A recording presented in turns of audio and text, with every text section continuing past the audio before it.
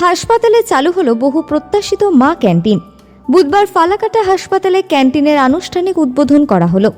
উপস্থিত ছিলেন ফালাকাটা পুরসভার চেয়ারম্যান অভিজিৎ রায়, ফালাকাটা পঞ্চায়েত সমিতির সভাপতি সুভাষ চন্দ্র রায়, ফালাকাটা সুপার স্পেশালিটি হাসপাতালের সুপার সুভাষী শ্রী সহ বেশ কয়েকজন কাউন্সিলর। এই ক্যান্টিনে হাসপাতালে আগত মানুষজন দুপুরের খাবার খেতে পারবেন। ক্যান্টিনে 5 টাকার বিনিময়ে মিলবে ডাল, ভাত, তরকারি, ডিম। জানা গিয়েছে ফালাকাটা শহরে আগে থেকে একটি মা ক্যান্টিন চালু রয়েছে। সেখানে শহরের সাধারণ দুস্থ পরিবার থেকে শুরু করে বিভিন্ন শ্রেণীর মানুষ নিয়মিত 5 টাকার বিনিময়ে ডিম ভাত খাচ্ছেন। এবার ফালাকাটা হাসপাতালেও মা ক্যান্টিন খোলা হলো। প্রতিদিন জেলার বিভিন্ন প্রান্তের সাধারণ মানুষ এখানে আসেন চিকিৎসা পরিষেবার জন্য। রোগী নিয়ে এসে খাবার খেতে অনেকেই সমস্যায় পড়েন, তাই রোগীর আত্মীয়দের সুবিধার জন্য এই উদ্যোগ। পুরসভা সূত্রে জানা গিয়েছে প্রতিদিন দুপুর 12টা থেকে 3টা পর্যন্ত এখানে খাবার পাওয়া যাবে। 5 টাকার বিনিময়ে বসে ডিম ভাত খেতে পারবেন।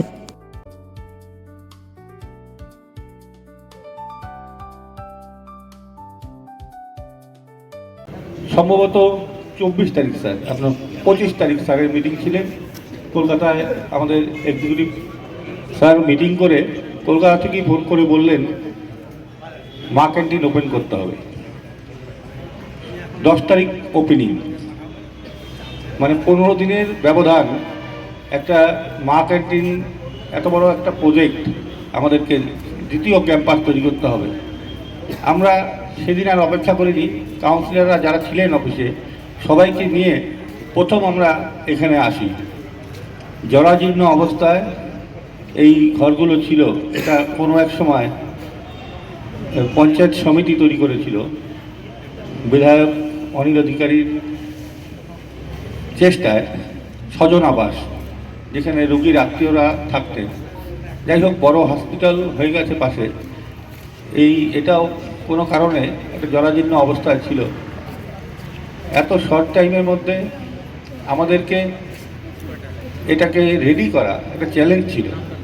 যাই হোক, আমরা করতে পেরেছি। এই 15 দিনের ব্যবধানে একটা চকচকে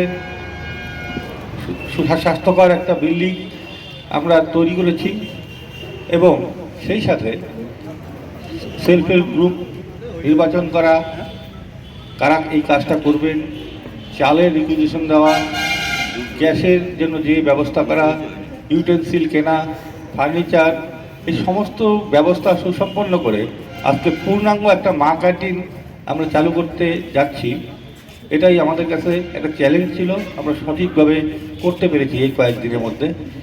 আপনারা যারা এসছেন আপনাদেরকে আবার ধন্যবাদ জানাই।